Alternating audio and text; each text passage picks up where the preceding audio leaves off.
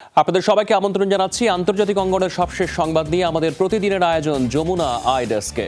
শুরুতেই থাকছে শিরোনাম।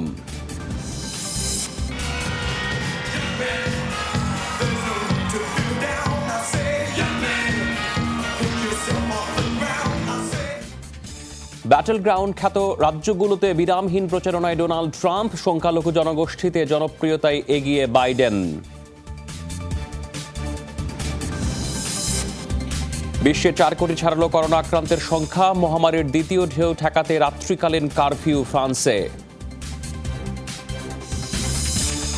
শেষ হলো ইরানের উপর জাতিসংঘের নিষেধাজ্ঞার মেয়াদ, অস্ত্র কেনাবেচায় থাকছে না আর কোনো বিধিনিষেধ।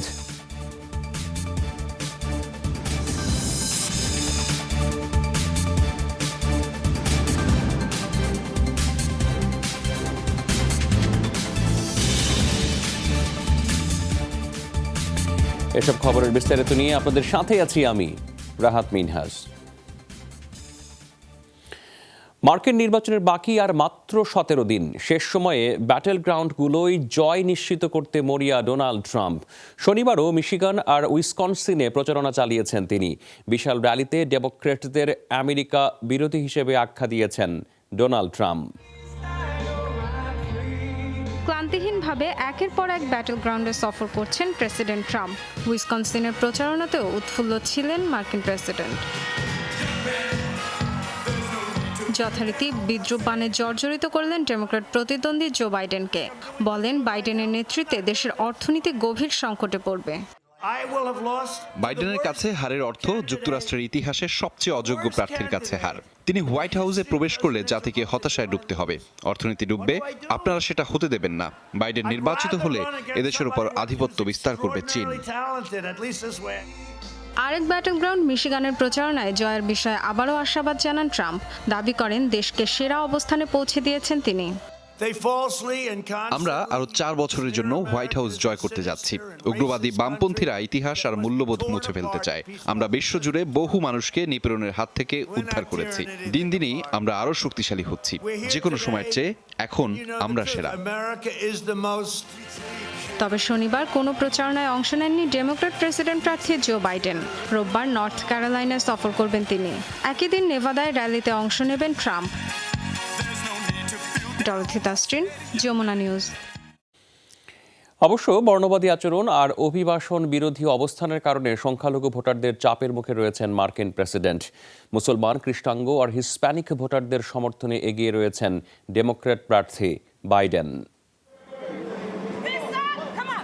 যুক্তরাষ্ট্র জুড়ে আগাম ভোটের ডামাডোলের মধ্যে চলছে বর্ণবাদ বিরোধী বিক্ষোভ আন্দোলন। পুলিশের নির্যাতনে নিহত জর্জ ফ্লয়েডের প্রতি শ্রদ্ধা জানাতে ব্রুকলিনে জড়ো হন বিক্ষোভকারীরা। অভিযোগ, ট্রাম্পের শাসনামলে বেড়েছে খ্রিস্টাঙ্গদের উপর নির্যাতন। সার্বিকভাবে আমরা ভালো নেই। আমার বলার অধিকার চাই, এগিয়ে যাবার সুযোগ চাই। মার্কিন নির্বাচনের ইতিহাসে আফ্রিকান আমেরিকানরা ভোট দেন ডেমোক্র্যাট প্রার্থীকে। তবে ডোনাল্ড ট্রাম্পের মতো এতটা বেকায়দায় পড়তে হয়নি অন্য কোনো রিপাবলিকান প্রার্থীকে। বহু মানুষ প্রাণ দিয়েছেন গণতন্ত্রের জন্য। সেই ত্যাগকে সমুন্নত রাখতেই আমি আজ ভোট দিতে এসেছি। আমি চাই আমার মতো সবাই আসুক। অভিবাসী ইস্যুতে কড়াকড়ি অবস্থান, কৃষ্ণাঙ্গ নিপীড়ন, লাতিন আশ্রয় প্রার্থীদের নিয়ে বিরূপ মন্তব্য এবং মুসলিমদের উপর হেড ক্রাইম বেড়ে যাওয়ায় সংখ্যালঘু ভোটারদের চাপের মুখে রিপাবলিকান প্রার্থী ট্রাম্প। কৃষ্ণাঙ্গ ভোটারের 85% সমর্থন করেন বাইডেনকে। হিসপ্যানিকে এই সংখ্যা 60% বেশি। তবে শ্বেতাঙ্গদের মধ্যে সুবিধাজনক অবস্থানে ট্রাম্প।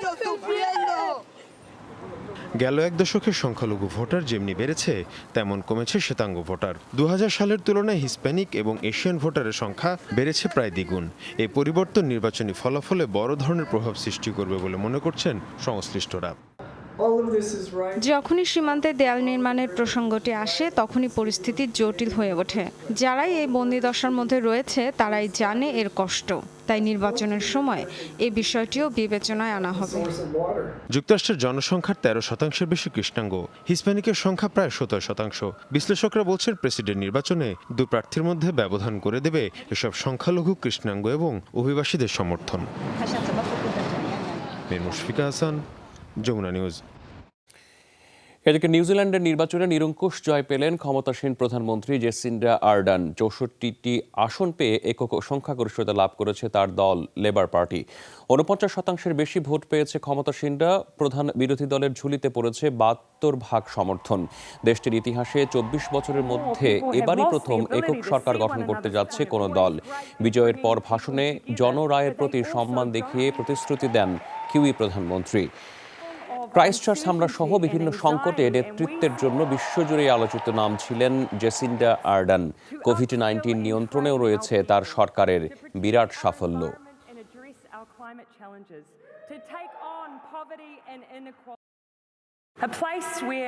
অনিশ্চয়তা আর উদ্বেগে ভরা এক মুহূর্ত পার করছি সবাই। বৈশ্বিক মহামারী থেকে জনগণের সুরক্ষায় ঐক্যবদ্ধ হয়ে লড়েছি, আর আমরা তাতে সফলও হয়েছি। কোভিড-19 মোকাবেলার মধ্য দিয়ে আরো শক্তিশালী আর আত্মবিশ্বাসী হয়েছি। আমার বিশ্বাস, এক হয়ে যে কোনো চ্যালেঞ্জ মোকাবেলা করতে পারবো আমরা। বিশ্বজুড়ে 4 কোটি ছাড়ালো করোনা ভাইরাসে সংক্রমিত ব্যক্তির সংখ্যা। শনিবারও 3,72,000-এর বেশি মানুষ সংক্রমিত হয়েছেন এই ভাইরাসে।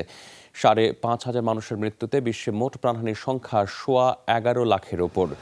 কয়েকদিন বিরতির পর আবারও সংক্রমণ আর প্রাণহানির শীর্ষে ভারত। 1,000-এর বেশি মানুষের মৃত্যুতে মোট প্রাণহানি ছাড়িয়েছে 1,14,000।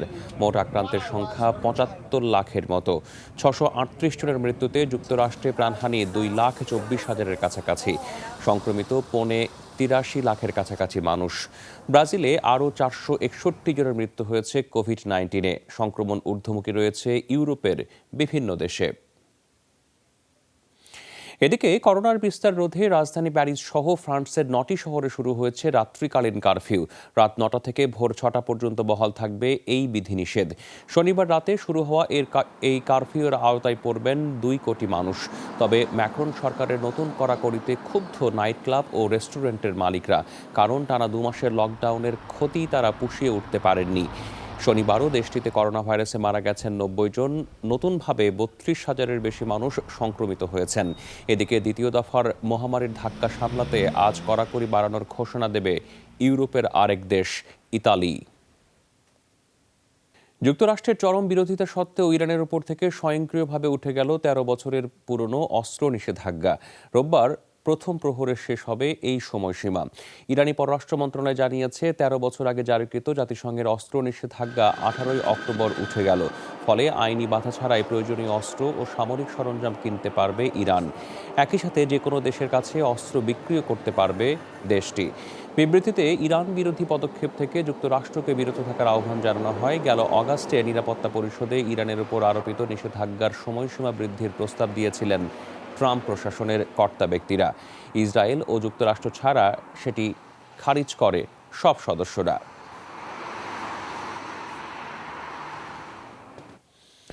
মাত্র 4 মিনিটের ব্যবধানে লঙ্ঘিত হলো আর্মেনিয়া আজারবাইজানের মানবিক অস্ত্রবিরতি।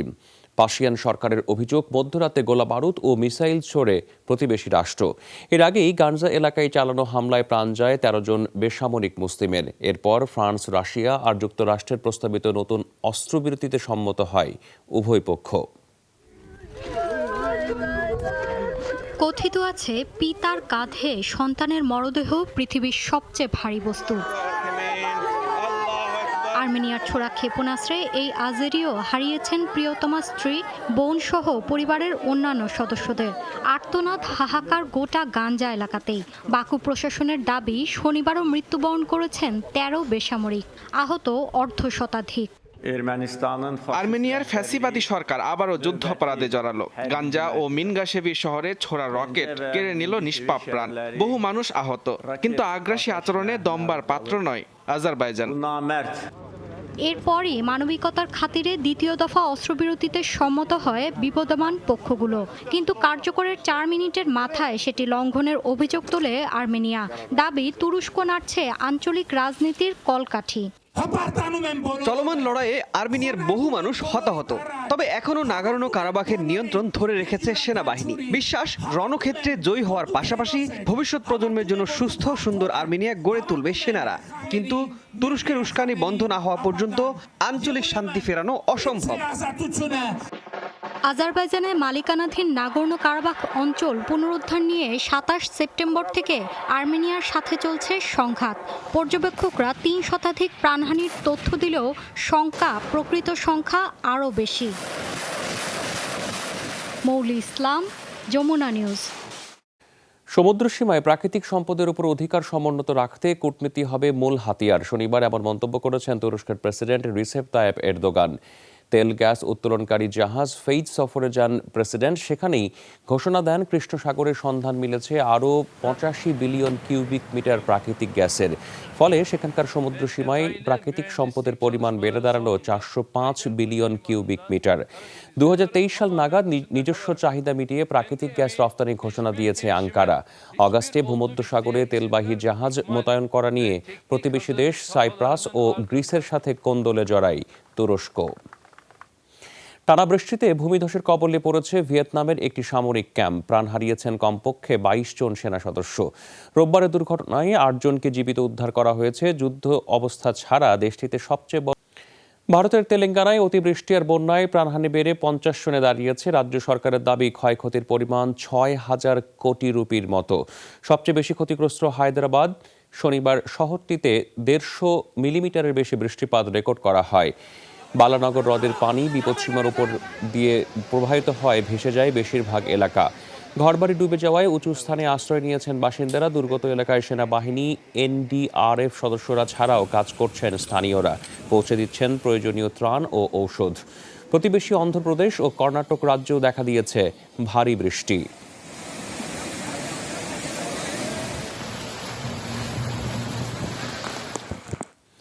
ফ্রান্সে স্কুল শিক্ষককে শিরচ্ছেদের মাধ্যমে হত্যার অভিযোগে ৯ জন সন্দেহভাজনকে গ্রেফতার করা হলো। ঘটনাস্থলেই পুলিশের গুলিতে নিহত হন হামলাকারী। অস্ত্রধারীর সাথে কারা কারা জড়িত ছিলেন সেটি উদ্ঘাটনের চেষ্টা চলছে। শুক্রবার প্যারিসের একটি শিক্ষা প্রতিষ্ঠানের সামনে ছুরিকাঘাতে হত্যা করা হয় এক শিক্ষককে।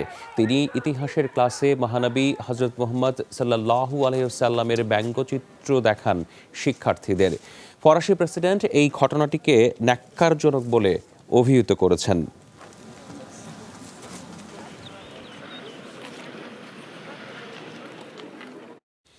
সরকার বিরোধী আন্দোলনে এখনও উত্তাল থাইল্যান্ড। শনিবার জরুরি অবস্থা উপেক্ষা করে চতুর্থ দিনের মতো বিক্ষোভে যোগ দেন হাজারো মানুষ। আন্দোলনকারীদের ঠেকাতে রাজধানী ব্যাংককের পরিবহন ব্যবস্থা প্রায় বন্ধ করে দেয় প্রশাসন। স্থগিত করা হয় ৭৭টি রেল স্টেশনের কার্যক্রম। রাজধানী জুড়ে নিরাপত্তা বাহিনীর বিপুল সংখ্যক সদস্য মোতায়েন করা হয়। অবশ্য কোনো কড়াকড়ি আটকাতে পারেনি আন্দোলনকারীদের। প্রধানমন্ত্রী প্রয়ুথ চান ওচার পদত্যাগ, রাজতন্ত্রের সংস্কার আর সংবিধান সংশোধনের দাবি জানিয়েছেন তারা। রাজধানীর বাইরেও বেশ কয়েকটি শহরে ছড়িয়েছে এই বিক্ষোভ। মধ্যপ্রাচ্যে পাচারের জন্য জড়ো করা ৭৪টি বাজ পাখি জব্দ করেছে করাচির পুলিশ। শুক্র ও শনিবার রাতে বন্দরনগরী করাচিতে অভিযান চালায় বিরল প্রজাতির এই পাখিগুলোকে উদ্ধার করা হয়। পাকিস্তানের কাস্টমসের কর্মকর্তারা জানিয়েছেন, কালোবাজারে প্রায় ২০ কোটি রুপিতে বিক্রি করা হতো এসব পাখি। ধারণা করা হয় আফগানিস্তানের দুর্গম পাহাড়ি এলাকা থেকে চোরাই পথে করাচিতে নেওয়া হয় বিপন্ন তালিকায় থাকা এই পাখিগুলো। এই ছিল আজকের যমুনা ডেস্কের আয়োজনে। এতক্ষণ সাথে থাকার জন্য ধন্যবাদ সবাইকে।